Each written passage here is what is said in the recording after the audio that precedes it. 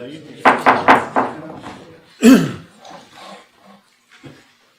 like to call the meeting to order. We are good. You are good. Okay. Reading of the minutes, 2017. Any discussion? Motion to approve them will be in order. Move to approve. Do you have a second? All in favor? Aye. Opposed? Motion carries. At this time is the public comment period. Any of those that have signed up to speak are allowed to speak for 3 minutes. Forgot. I skipped the introductions for a second. We'll do that. Forgot to go around and do the introductions first. I am Bill Darris, Mayor of the City of Jeffersontown.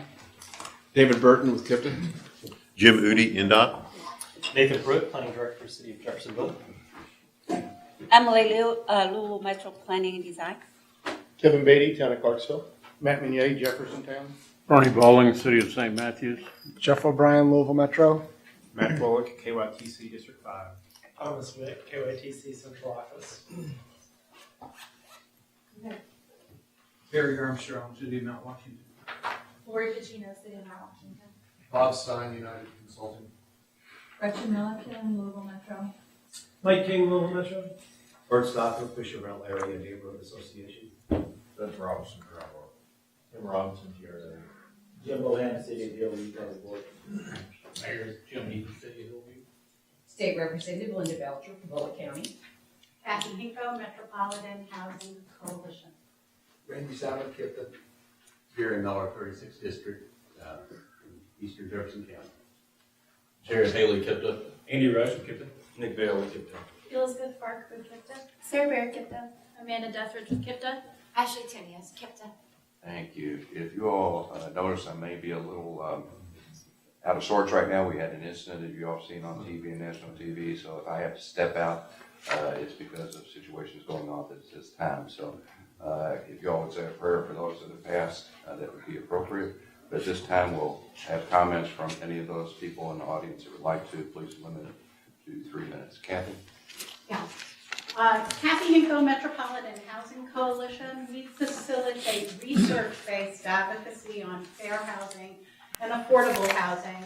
And I'm sure you've all been informed that we filed a civil rights Title VI complaint against the way that this body is constituted, as completely depriving African Americans of a meaningful voice compared to the white population, which gets not just represented, but overly represented at this body.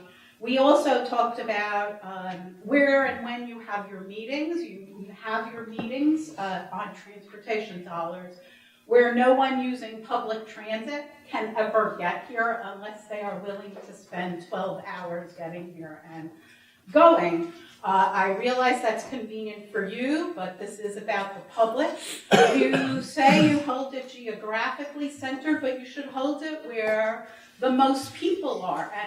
And when the Federal Highway Administration came, they held their hearing at night on a bus route, and maybe you could learn something from them. So as long as you insist on keeping this as white and untransparent as you do, we will continue to advocate on behalf of our underrepresented citizens. Thank you, Kathy. Anybody else would like to speak? Yes. I'm Bert Stocker. I made public comments the last 2 sessions. I'm the Vice Chair of Fisherville Area Neighborhood Association. And on Amendment 10 of Horizon 2035, I believe that the change on project KIPTA 956, but changing it from 2 to 4 lanes on Highway 155 from the Gene Snyder to Highway 148 should not be changed to widen 155 to 3 lanes. There's an increase, potential increase of over 5,000 units in the South Point Park area, and the roads are woefully in need of improvement. And just recently, there was a filing for a subdivision on Echo Trail, and that's going to dramatically impact the traffic in that area. And there's project number, Captain number 390, new interchange connector road from Kentucky 148 to US 60, with an interchange at I-64. It's a change the open public date from 2021 to 2029. That will be way too late to accommodate these new developments. And I implore that the powers to be improve both those timings and descriptions. Thank you. Thank you. Does anybody else would like to speak at this time? Hearing none. Amanda, you're up next with the performance management update. Yes, thank you. All right, we're on agenda item number 5. Oh, I'm sorry, do we need to go? Ask it, Ashley, but I've been doing that today anyway. So That's you're okay, first. let's go back to Ashley first. All right, Is that Ashley. Public meeting. Sorry about that. On October 12th, we were at Creative Mornings at the Speed Art Museum. On October 19th, we attended the Sustainability Summit at University of Louisville. On October 20th, we were at Clark Fest in Clarksville, Indiana. October 22nd, we attended the Old Louisville Neighborhood Council meeting with Metro. And on October 24th, yesterday, we were at the Sustainability Fair at the University of Louisville talking to students about sustainability in their commuting. Thank you. Amanda. All right, now we're moving on to agenda item number 5, if you're following along in our packet. Updates to the performance management plan, specifically the FHWA required PM2 asset management and PM3 system performance. Also not included in the TPC mailing, but was included when you walked in today, was an addendum to agenda item number 5, calling it 5B. It's updates to the performance management plan, TAM, transit asset management targets. We will be discussing those today as well. So first, a brief overview of performance management at KIPTA. We've had a performance management plan since 2015, and we just conducted a major update that was approved by TPC 5 months ago in May of 2018. That consists of federally required performance measures. The FHWA required PM1 safety. Those targets were approved in February. Today we're talking about PM2 asset management, PM3 system performance, and those FTA required transit asset management targets. We're going to be discussing all of those today.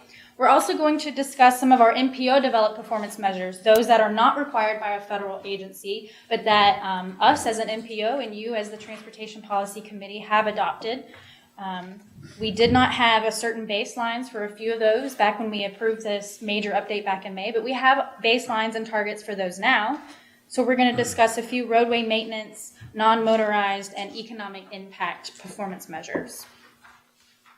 So first, going on to the addendum today, the transit asset management, the TAM targets.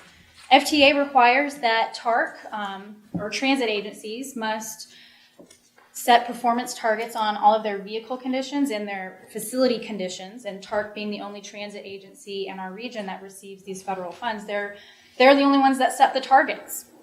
And so those targets are in this table right here. I'm not going to really go through them because they're really TARC's targets. We are adopting these targets today not to modify them or do anything to change them, but to support programming and planning projects that help TARC meet their targets.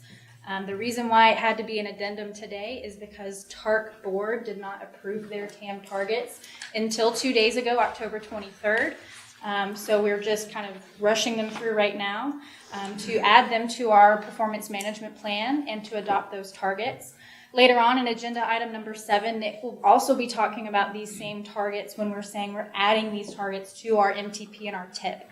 All of those are FTA requirements that after October 1st, 2018, we can't amend our MTP and our TIP without having these targets in our documents. So we need, later on in this presentation, you'll be approving these targets, and then later on, when Nick's presenting, you'll be approving these targets being added to our plans. Hopefully that's clear. Are there any questions about that? It's a little complicated.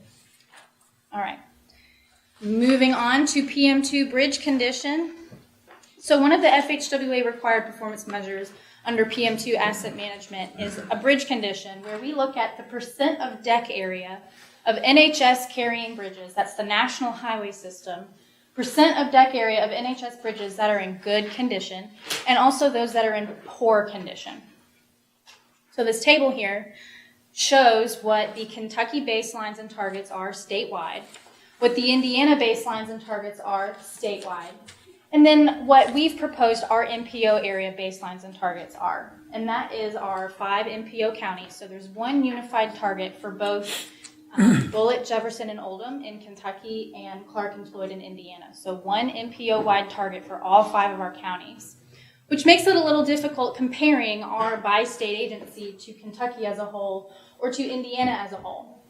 And so what we're looking at right here is, again, the percent of deck area of bridges on the NHS that are in good condition. So Kentucky's baseline was good, 36.1%. Their target is to lower it a little bit to 35%.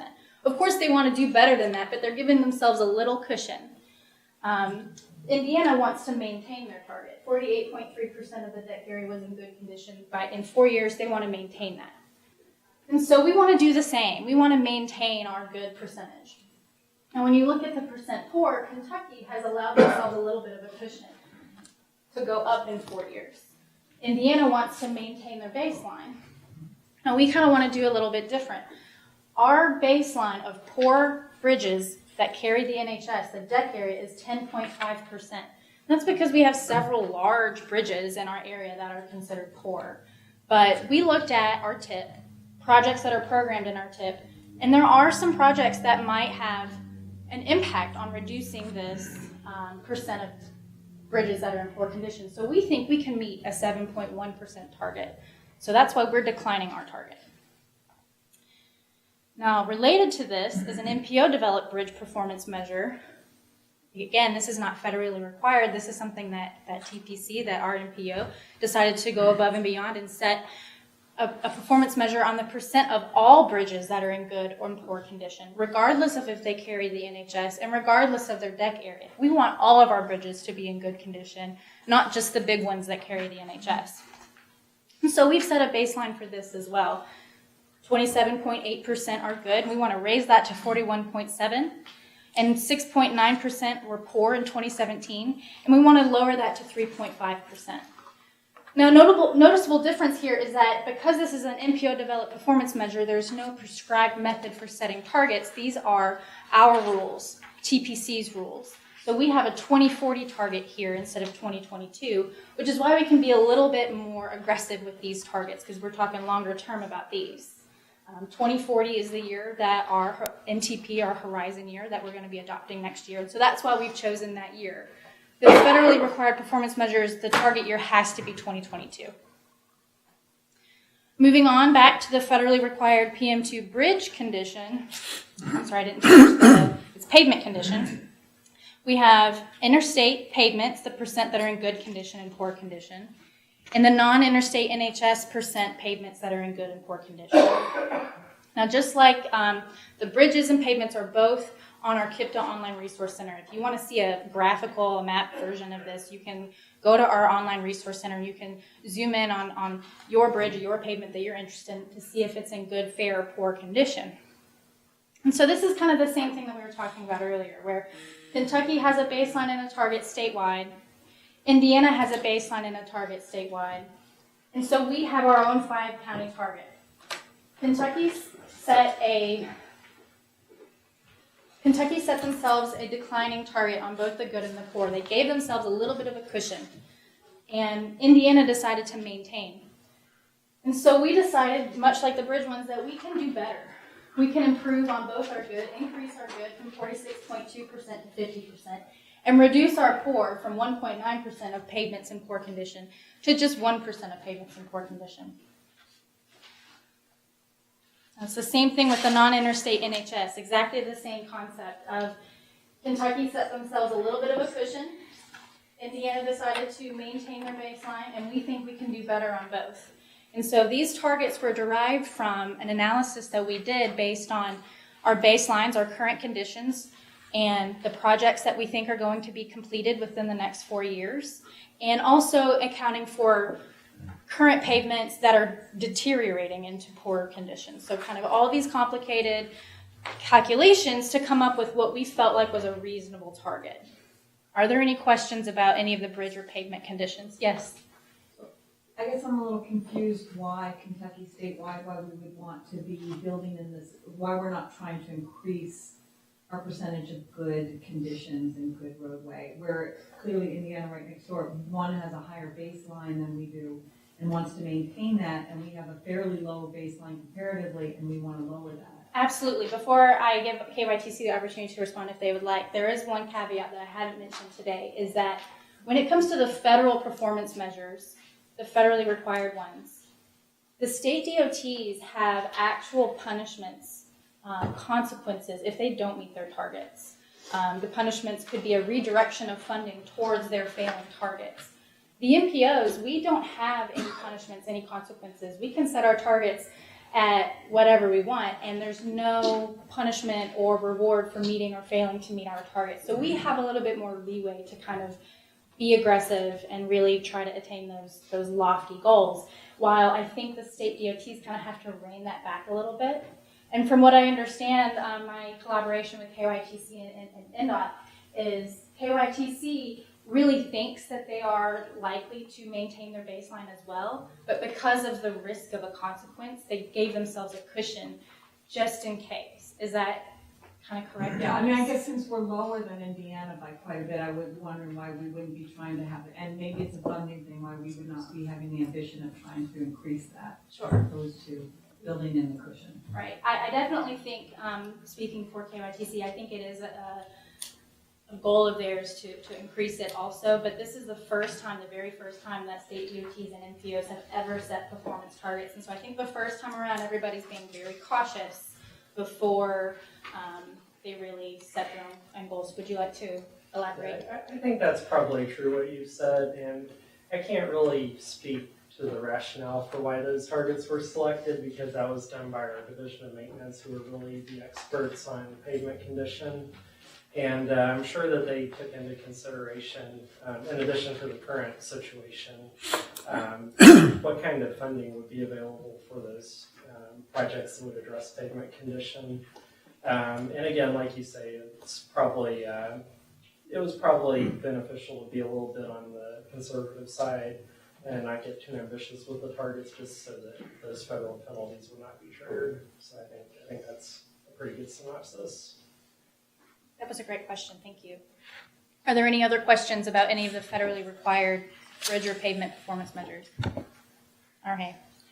Moving on to, again, like the bridge, we had a federal performance measure, and we also had an MPO developed related one. We have an MPO developed pavement performance measure as well. This is not federally required, but we decided to look at what we called borderline pavements. And so these are pavement conditions that are technically fair by the federal definition, but they're at risk of falling into poor because of the way that they're calculated. They are just one poor criteria away from falling into poor overall. And so we want to try to encourage our project sponsors to rehabilitate their pavements before they ever even fall into poor condition.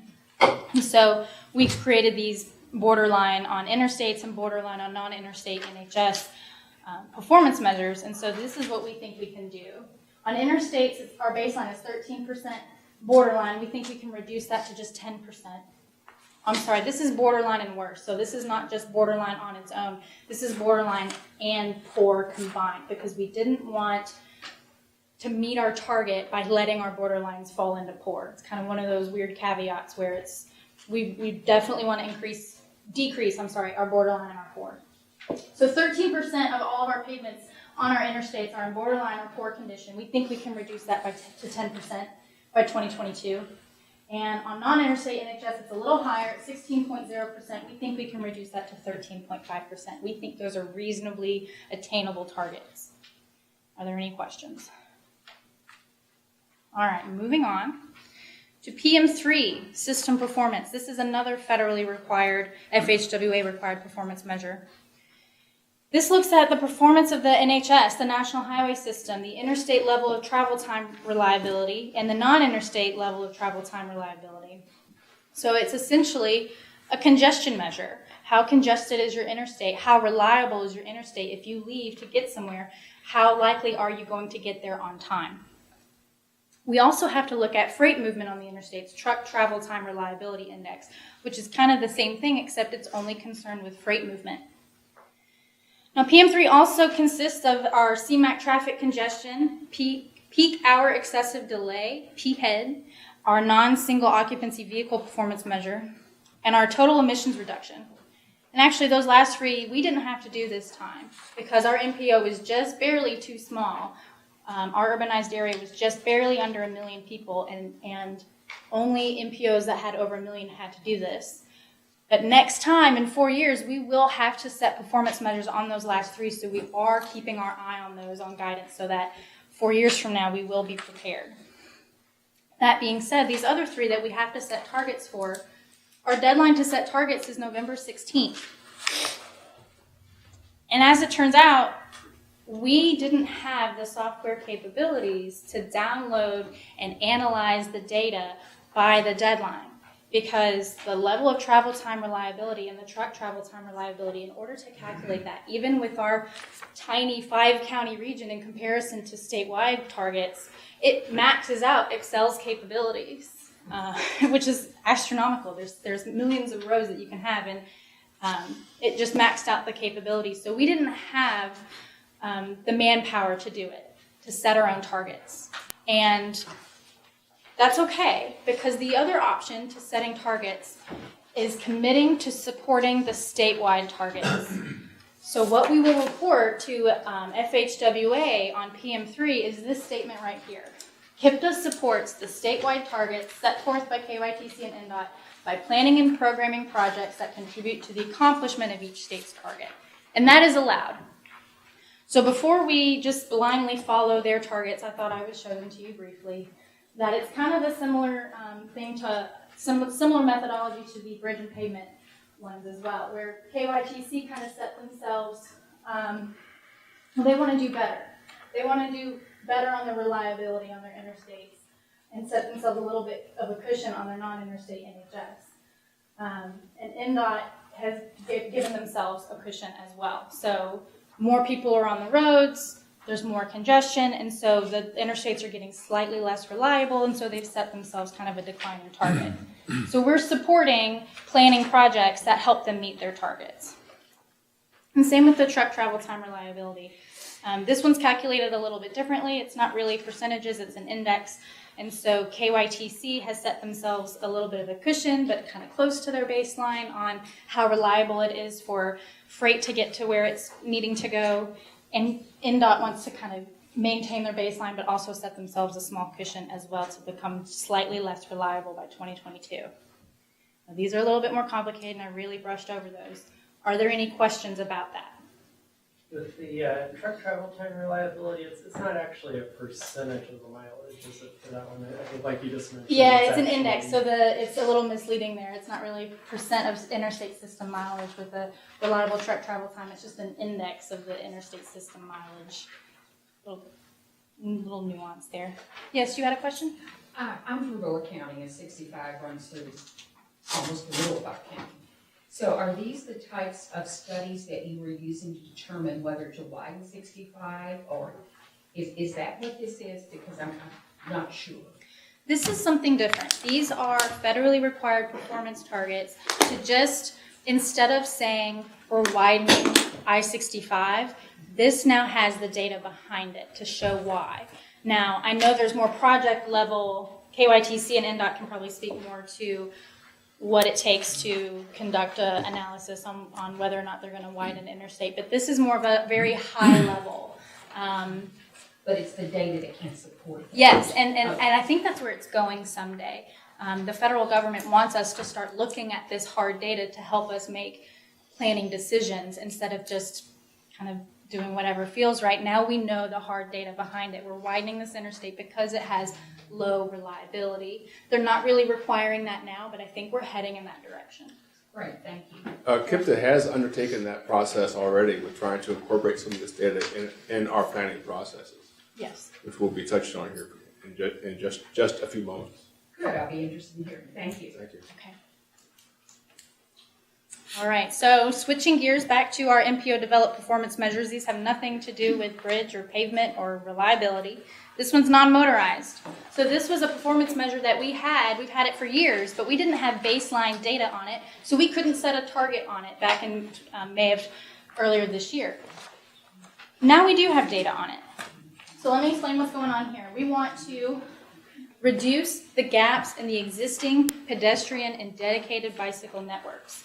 And so we calculated the number of miles of both of those networks, and then we calculated a gap. And so a gap is defined as having facilities on a roadway, and if there's, on the same roadway, if there's a mile gap between them, then we've identified that as a gap. If it's longer than a gap between the two sidewalk facilities, then the land use there probably doesn't necessitate needing sidewalks. And so we need to look, we still need to look closer down project level by project level to make sure that adding sidewalks or not adding sidewalks makes sense per project, but broad brush, we want to reduce the number of gaps in our bike and ped system. And so we've done a GIS exercise where we've calculated the number of miles of gaps, and based on a target that we had already set a while ago, now we can fill out it's reduced by 20%. By 2040. And so it's kind of the same thing for the next performance measure, an economic impact performance measure, where we want to enhance pedestrian facilities within areas of moderate to significant employment growth. We also want to enhance dedicated bicycle facilities within those same areas. So we couldn't calculate that last time because we were in the middle of conducting a socioeconomic analysis to determine what those areas are. What areas are moderate or significant or slight employment growth? And so now that we've completed that and TPC has approved that, we can tell you that there's 268.4 miles of pedestrian facilities inside TADs with moderate significant employment growth, and we want to increase that to 295. Same with the bicycle. It was 45, we want to increase it to 49. So those targets were set before. The percentages were set before, we just didn't have the baseline, so we couldn't fill out those figures. All right, so the next steps today, KIPTA will incorporate our TAM targets into our MTP and our TIP. Nick will talk more about that later. By November 16th of this year, KIPTA must report our PM2 and PM3 targets to state DOTs. Those are the bridge and pavement performance measures, and the system congestion ones. By May 29th of next year, updates or amendments to our MTP and TIP must include PM2 and PM3, so we have a few more months before we have to add those. Sometime in early 2019, we're going to submit our baseline performance period report, which we're hoping will be a mostly visual, very easily understood report on all of our performance measures, showing you where we stood in 2018 on all of our performance targets. And then in 2 years and 4 years, we'll be submitting a mid-performance period report and a full performance period report, showing you visually how we're doing. Are we meeting our targets? Are we making progress towards meeting our targets? In February of 2019, KIPTA has to report our 2015 to 2019 5-year rolling average PM1 safety targets to state DOTs. So we did that back in February last year. We'll be doing it every February from here on out. And so now the only thing left to do is to start tracking progress towards achieving our targets. I do have 2 actions requested today. One is approval of the FTA required TAM targets and the FHWA required PM2 and PM3 targets. We're having that action separately since they are federally required. And then a second motion giving us permission to update the performance management plan with those changes that we've talked about today. Are there any questions? Hearing none, I entertain a motion to approve the PM3, PM2 report. Motion. Do we have a second? Second. Any further discussion? All in favor? Aye. Opposed? Motion carries. Systems performance, PM3. Any discussion? Motion. So moved. Thank you. Do we have a second? Second, Bernie. Any further discussion? All in favor? Aye. Opposed? Motion carries. Thank you. Nick, is that all? Thank you. Nick, quarterly project report. Yes, thank you.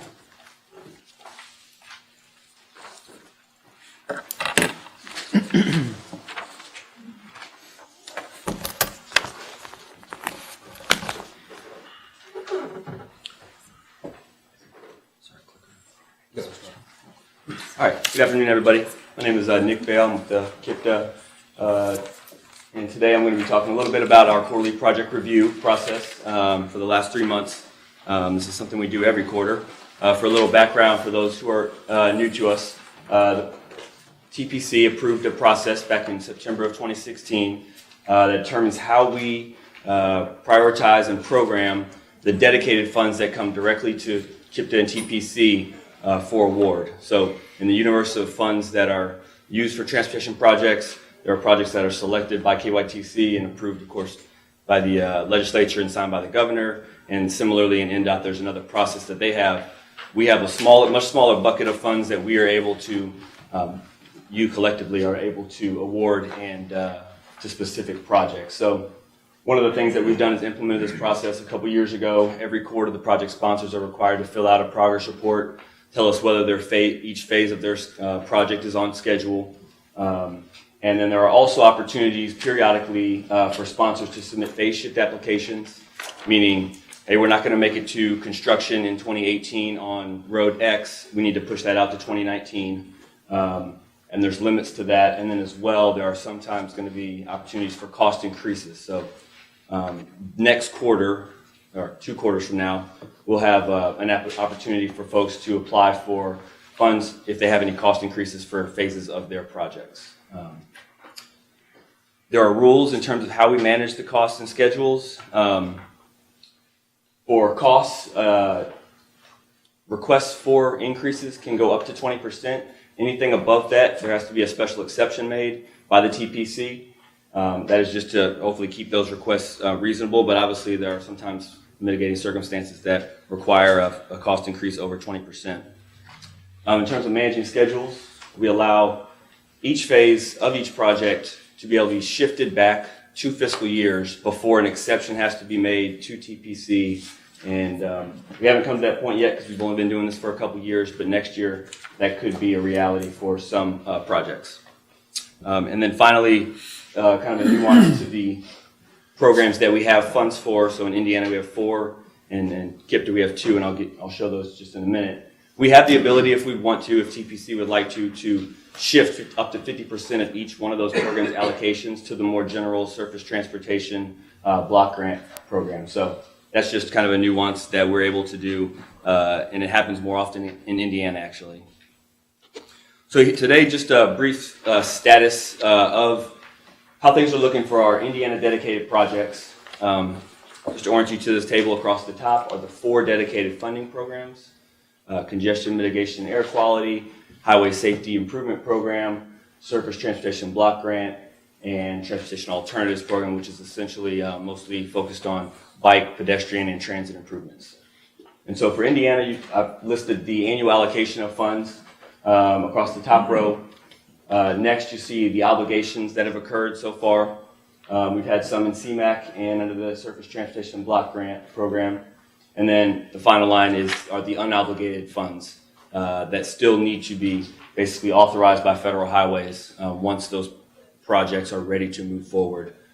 So we've still got some work to do, but obviously we're early in fiscal year 19. And at this time, this quarter, there were no phase shifts or cost increases.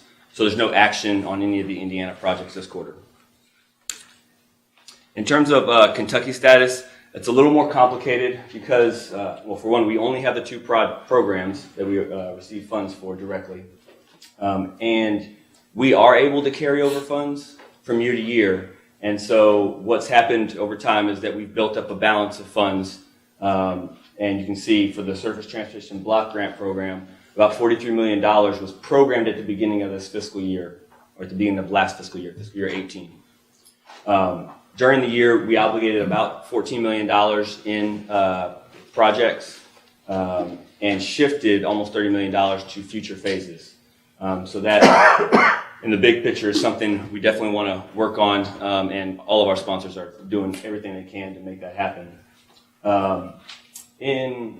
Under the Transportation Alternatives Program, we had far fewer dollars to work with, about 4.1. We obligated about a third of that, and we've got $2.7 to $3 million that shifted to fiscal year 19, and hopefully all of those, I think, are on track, it seems like, based on the progress reports we received during the quarter.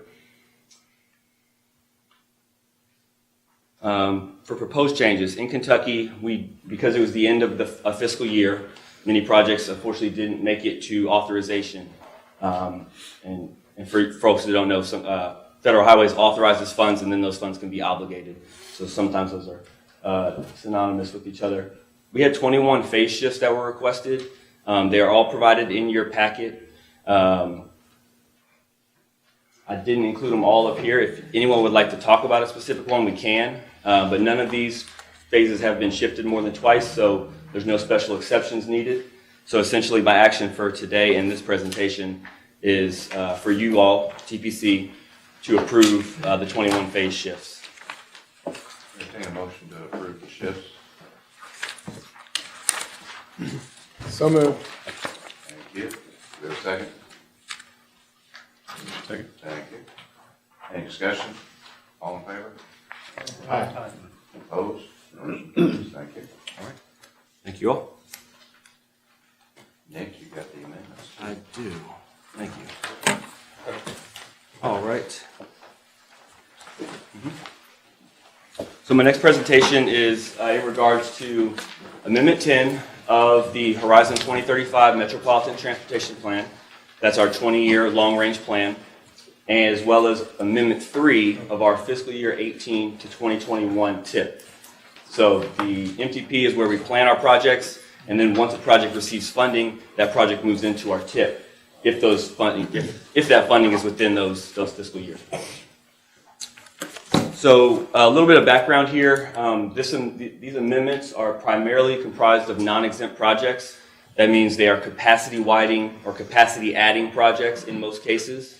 You'll see a lot of those on our interstate, I-71 and 265, of course. The vast majority of these projects originate from the recently approved 6-year highway plan in Kentucky. It was passed back in, I think, the spring of this year. Additionally, to the project changes that were included in this amendment, as well as we have to amend these documents to include all of the performance targets that Amanda has been meeting with us about, and you guys haven't been approving like you did in just this presentation two items ago. The ones that we're amending today as part of these amendments are the TARC Transit Asset Management targets that were approved by their TARC board on Tuesday, and the ones that you all just incorporated or approved at the MPO level, I should say. In terms of comments received, we did receive many comments this go around. We've included all of them in your packet today. You should have basically 4 large attachments. 1 that includes all the changes to projects. 2 related to all the transit performance measures. 3 air quality conformity documentation.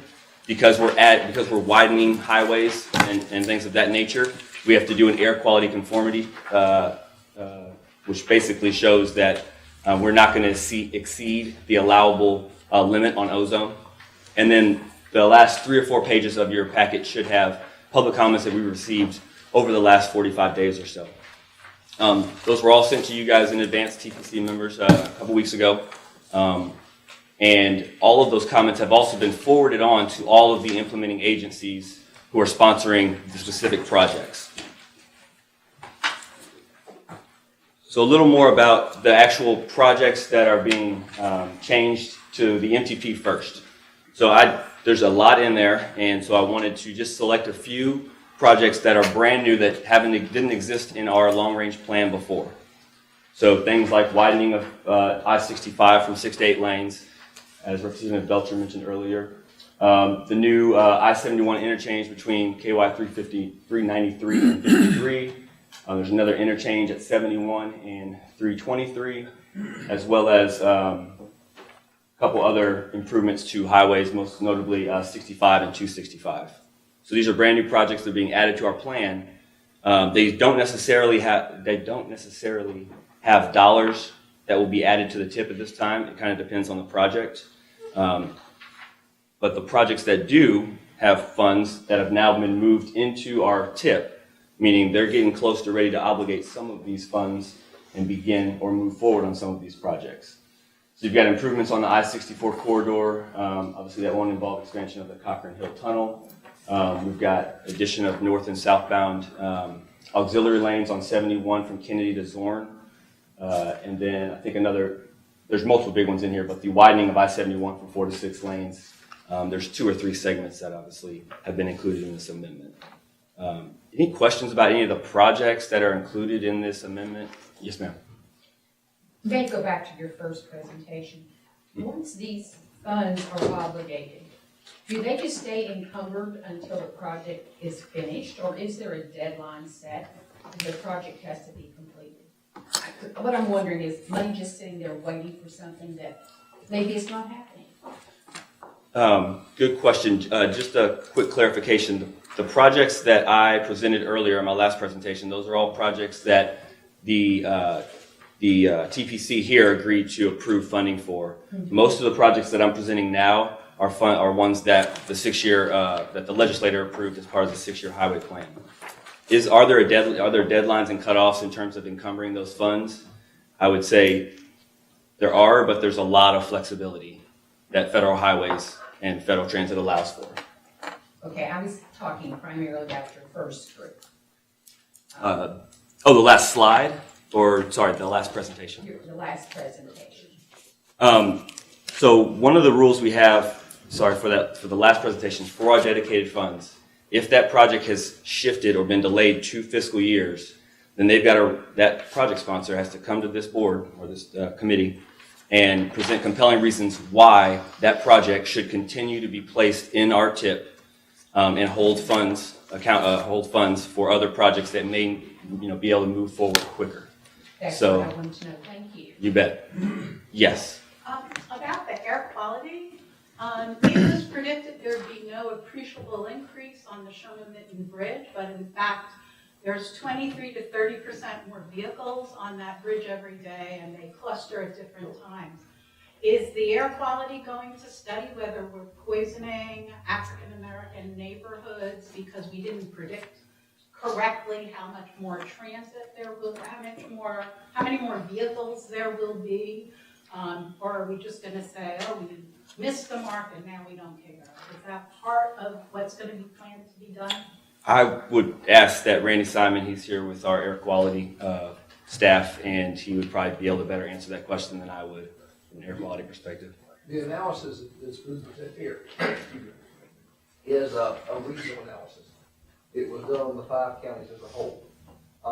My understanding is that the Air Pollution Control District of Jefferson County is doing some work, and they're going to break this down into smaller geographic areas. Representative Mill. If you go back to the slide you had up there about Plant Side Drive extension. Yes. You said from Real Road, but there's a gap between the end of Plant Side and Real Road. So is this was that other one already on? And this is a change? I didn't quite understand. It's the next to last one. You mind helping me out with that question on Plant Side Drive? If I'm not mistaken on that one, maybe somebody else can speak to it. If I'm not mistaken, it's a Plant Side is an east-west road, of course, just at the department where we are. This road would be go east-west and then it would curve to the south and connect to the road. The question is just east of the interchange. Plant Side doesn't connect to Real yet. Right. I think it's included. Is that already on the plan, and this is the addition to take it from Real to Taylorsville? Could somebody from KYTC speak on the intention there? When we were developing, working with the developer on estimates for that, they demanded that we not include that section, Hollenbach Oakley. I think you really need to ask Hollenbach Oakley that. Oh, okay. So their money is extending it to Real? That project is scoped between Real and Taylorsville Road. Yeah, that project, so. We that Hollenbach don't, we Oakley honestly is paying- we don't know how that gap's gonna be addressed, but they said do not include it in your all's part. Oh, okay. All right, thank you. Sure, no problem. Yes. Maybe can you kind of address the two concerns that were brought up from Fisher Well Area Neighborhood Association? Those two concerns. One is change of scope.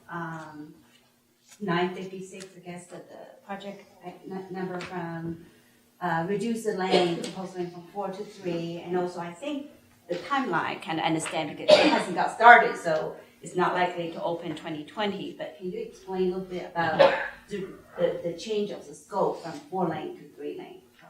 I'm going to probably turn that over to KYCC, but essentially, that project, I think, is still in the design phase. Well, is that correct? I believe that one's still in the design phase, and so the ultimate, I think, The widening of Taylorsville Road between Snyder and 148 has not even begun. Right. It's just, yeah, so, I know that, Well, when the highway plan came out, the highway plan really very specifically stated it would be a 3-lane widening. So for us to use federal money, we have to reflect the name of the project that was presented in the highway plan. We have to program that exact name into the TIP so that we can get the federal funding. I guess the question is, are we going to build exactly a 3-lane widening there? I mean, I think we have to go through the analysis and see if that would work. I don't know that There's would no work. federal money in that, in the widening of 155 though. That was all STP money. That's federal. That's federal.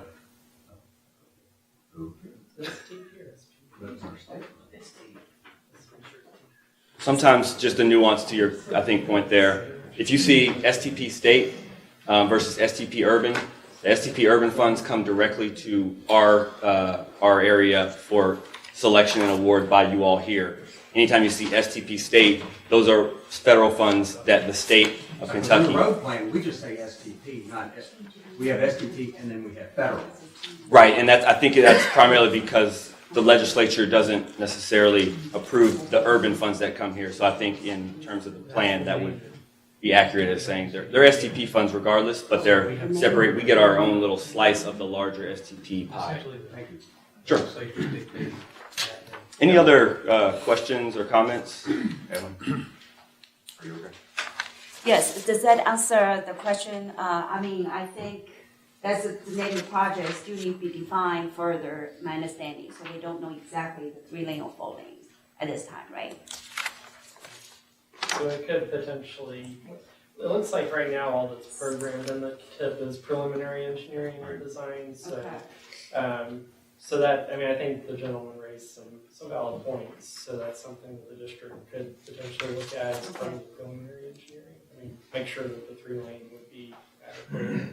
Right. Sure, that's part of engineering. Yeah. Is the project that's handling the intersection where Hatmakers is that a separate project? Yes. Is that already underway? Yes. How many lanes is that proposed to be at the intersection? As many as necessary. You're widening They the have bridge. designated 3 or 4. What's that? They have not designated through lanes. No, we haven't. We're in, that is a point of discussion at this point because there's a difference of about $1 million to about $5 million in doing what is needed for just the intersection and what is accommodating for future widening, which we don't even know yet. So we're at that crossroads right now with our design to figure that out. But I do know that we are certainly considering what is needed for the widening. As Tom said, I personally don't think 3 lanes is going to get it, but we're matching what the highway plan says at this point. For as far as open to traffic dates, we have to come up with something and shoot for it, but those are not binding dates and those are not binding descriptions. We have to go through the process to figure what those things are.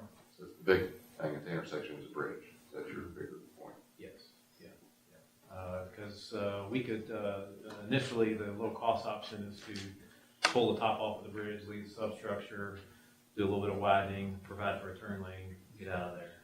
So accommodating future widening is what we're looking at. Thank you, man. Okay. Move on just to a little bit regarding the TAM targets, Transit Asset Management targets that the TARC board approved 2 days ago. They were briefly included in Amanda's presentation. These are the targets that will be amended, hopefully, with your action here in a bit, into both our TIP and our MTP. So they break down rolling stock, buses, cutaway vans, or cutaway buses and vans, the equipment, heavy-duty equipment, power stations, and that sort of thing, and then, of course, their facilities as well. These are categories that are mandated by Federal Transit Administration and were approved by TARC board 2 days ago. And then lastly, just an updated amendment schedule here. We started this process back in June. We did a staff review of all the projects. We had an interagency consultation group. That is something where because these projects are intended to add capacity or termed non-exempt, we have to meet with Federal Highways, Federal Transit, EPA, and other groups internally and regionally here to ensure that we stay within the federally allowed ozone budget. We had a public comment period from the 14th to the 29th. We had an open house down at the library on York, downtown, on the 19th. TPC comment period for 15 days. TTC did recommend your approval of these amendments, and so I'm here today for your action, which is twofold. The first action that I'd like you all to consider is to approve Amendment 10 to the Horizon 2035 MTP, including both project changes and transit-related performance-based planning and programming documentation. I know it's a mouthful. Entertain a motion to approve. Thank you. Second? Second. Thank you. We'll fight over this guy. Any discussion? All in favor? Aye. Opposed? Motion carried. Thank you all. And the second action is to approve Amendment 3 to the fiscal year 2018-2021 TIP, inclusive of the project changes and the transit-related performance-based planning and programming documentation. Again, we'll entertain a motion. So moved. Second? Second. Okay, thank you. Any discussion? All in favor?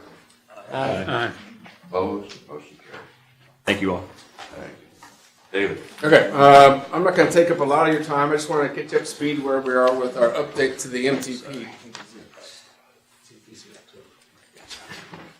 As you know, we've been continuing to work on the MTP update, and we're getting to that crucial point where we start to identify the projects that we want to have considered in this update. Over the last couple of years, the staff has brought to you on numerous occasions tools that we wanted to help inform that process. So we're going to kind of show you where we are with those right now. We've started the project development workshop. These are training sessions that staff is leading to help help project sponsors to become more familiar with the tools that have been created as we go forward. So as you asked a few moments ago, so that we can bring in the data that you had just asked about, bring that data into the process so that the project sponsors are more informed as they define projects, and this committee is more informed as they approve projects.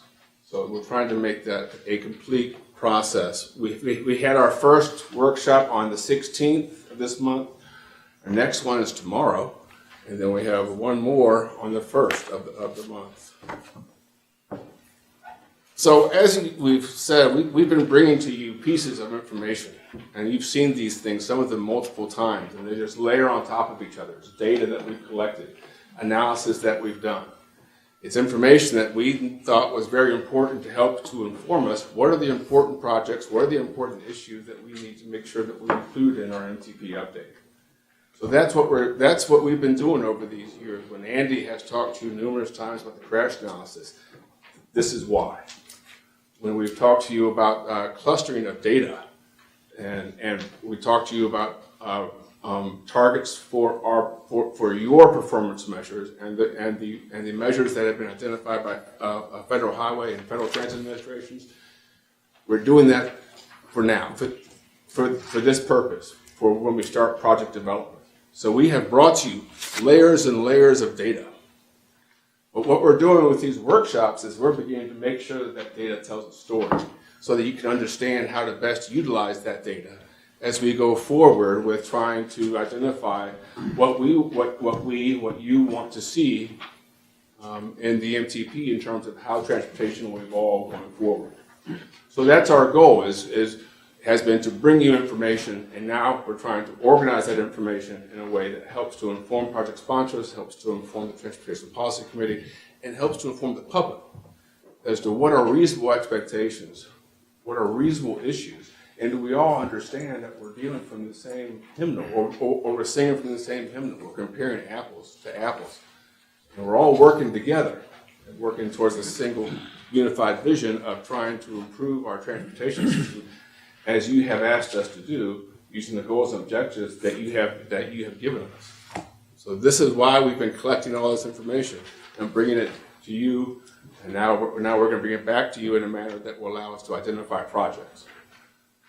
So we've been working.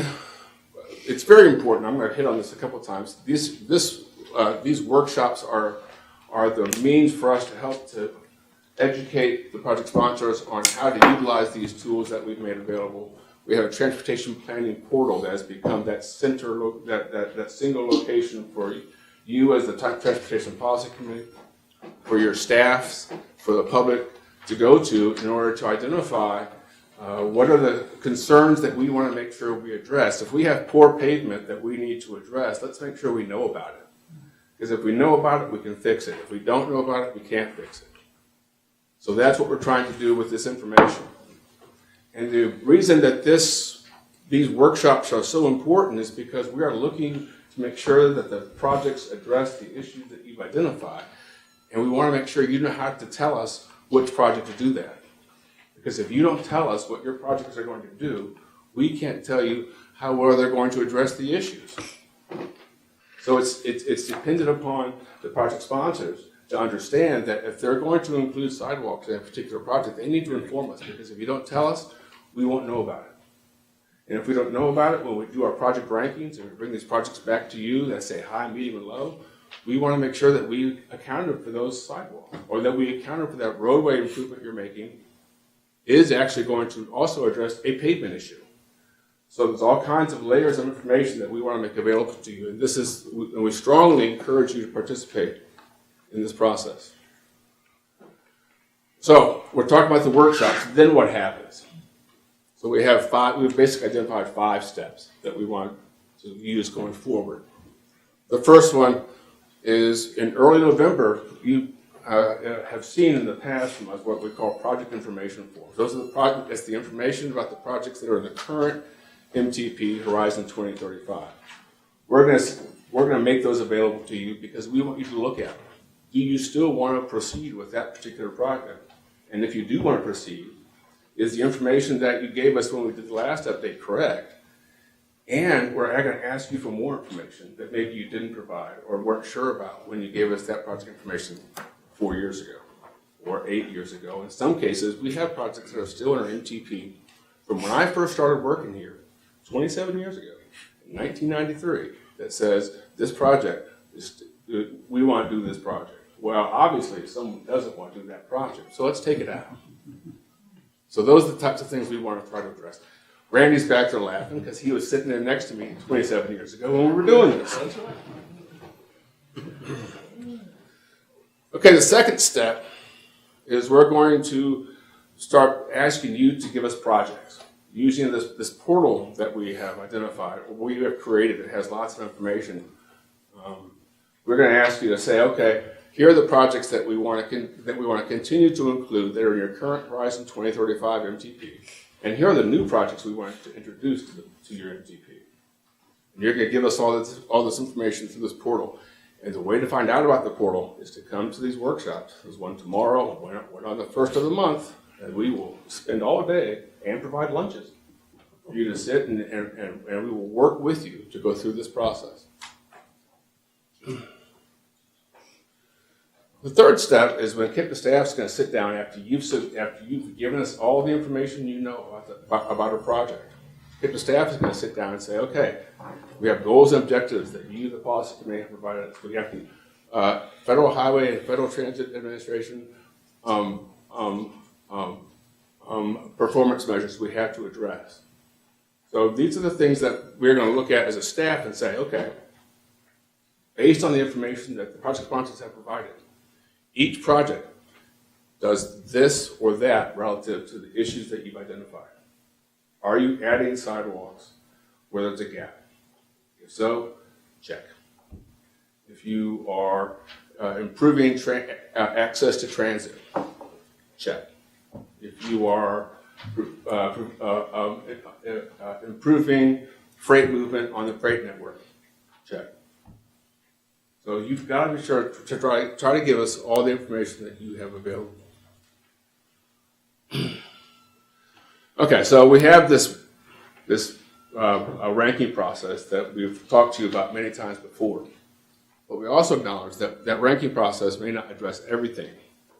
And so we're going to give you the opportunity to look at the projects that have been ranked by staff and help us to identify those things that staff has missed.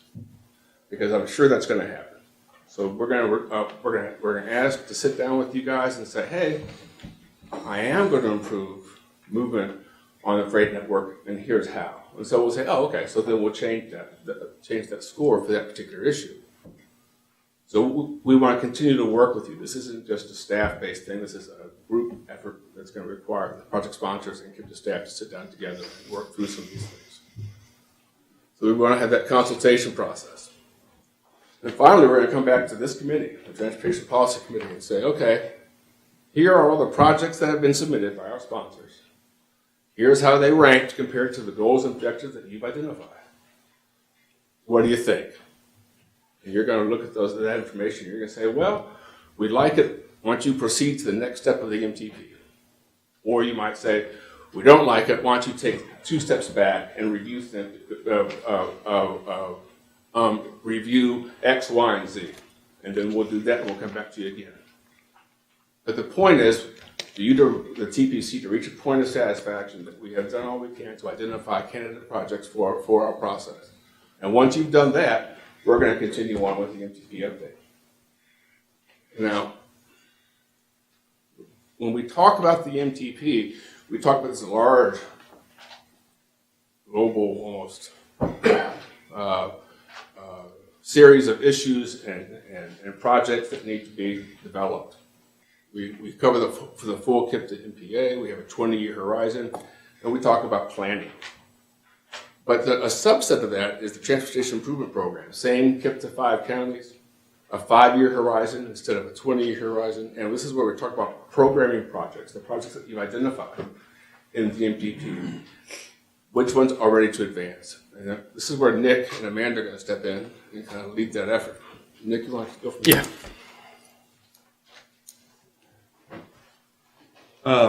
So, like I mentioned a little bit before, there's kind of 3 and maybe 4 universes of how projects get selected and enter into our TIP. One is from KYTC, their 6-year highway plan, and other maybe asset management plans that they have where maintenance projects are derived from. NDOT has something similar. There's KIPTA dedicated funds, and then TARC also has, it's a little nuanced, they have their own kind of formula funds that come, and obviously they are the only public transit agency with a few partner agencies that can utilize those funds. So I wanted to just kind of let you guys know that in the spring, we're going to be having a project working group that's going to sit down and use all of the data that's been provided, or use all the information that you guys have provided through project development, and utilize that in terms of whether we're going to recommend new projects or prioritize existing projects. And so I've done a 2-stage kind of breakdown of all the programs here, looking at how much funding is currently programmed in our TIP and how much future funding is already essentially tied to those projects. And so for each one of these programs, I've broken down here. In Indiana, we have our 4 programs. Across the top, how much funding is available between fiscal year 2020 and 2025? That's going to be our new TIP, because obviously this is going to be enacted at the end of fiscal year 2019, so we'll be moving on. So it'll be a 5-year TIP. And for each one of those programs, I've listed the dollar amounts that we project to receive from the federal government. The second column, and you see numbers are highlighted in red, are the total cost of existing TIP projects, so projects that are in our 18 to 21 TIP that have unfunded future phases, because we want to make sure that we complete a project that we start. We don't want to stop at right of way and not fund the construction of a project, of course. So I've deducted those amounts that are unfunded future phases from what's available to determine that third column or fourth column there, funds that are available for new TIP projects. So in the Congestion Mitigation Air Quality Program in Indiana, there are no unfunded future phases in the TIP for any CMAQ projects. So we are going to have $4 million available over a number of years, of course, where we'll be able to, a project working group will be able to recommend new projects to bring to TTCC and TPC. In the Highway Safety Improvement Program, we've got $3 million that we think will be available. We've got $2 million in projects that are already going to basically account for most of those funds. So we've only got about $1 million left. So the project working group will be both recommending or prioritizing existing projects that are currently unfunded and recommending new ones. Surface Transportation Program, again, there we don't have any new funds available because we've got all of these unfunded phases that we need to finish out our old projects. And so the working group won't be recommending anything new there. They'll be prioritizing existing projects. Who gets to go first, that sort of thing. It'll be a little bit complicated, but that's kind of why we have the project working groups. And then finally, the Transportation Alternatives Program, there'll be about $1 million because Indiana only receives about $200,000 every year for our region. And so they'll recommend new projects.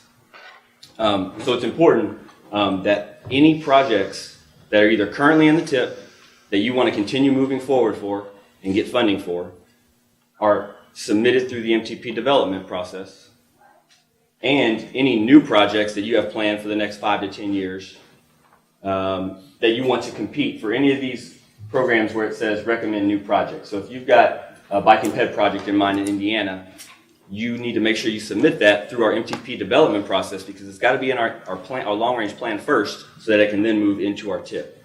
Does that make sense? I know this is a little bit high level, but hopefully this is coming across clearly. In Kentucky, we just have the 2 dedicated funding programs that the TPC makes awards or selections for. In the Surface Transportation Block Grant Program, through fiscal year 2020 to 2025, we think we're going to have about $69 million available. Well, we have $73 million in phases of existing projects that are currently unfunded. And so the project working group's goal is going to be to prioritize those existing projects. And they're going to do that based on information that's submitted through the MTP development and used to rank our projects. And for the other program, Transportation Alternatives, we do have about $6 million that will be available for new projects. So if you've got projects in mind for the next 5 to 20 years, make sure that they are submitted through the MTP development process so that they can be considered by the project working group for funding in the spring.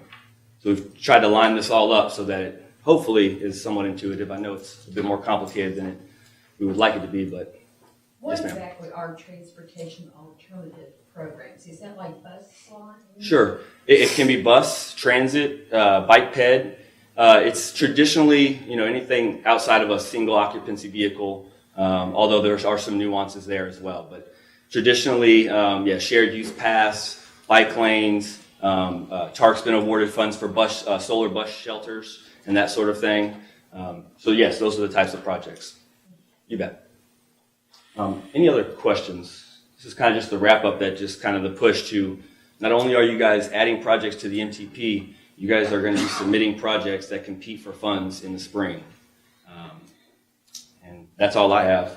Well, there's one more, is that we want to make sure that the TIP going forward is not just the dedicated funding sources, but it's all funding sources. Federal funding sources that are going to be programmed in our region have to be in the TIP. So if you want to, if you or your member agencies want to fund a project using federal funds, it has to be programmed in this transportation improvement program. If you try to go to the state or to the Federal Highway Administration and ask them that, can we go ahead and do this project, the first place they're going to do is tell you, the first thing they're going to do is say, go to KIPTA, because your federal project using federal funds has to be on a transportation improvement program. And if a project is in the transportation improvement program, it has to be in the MTP. So everything sort of starts with the MTP and gets us back to getting projects on the ground. So that's why we're really pushing that it's important for you to be involved in these project development workshops. We have one tomorrow, and then we have one on November 1st.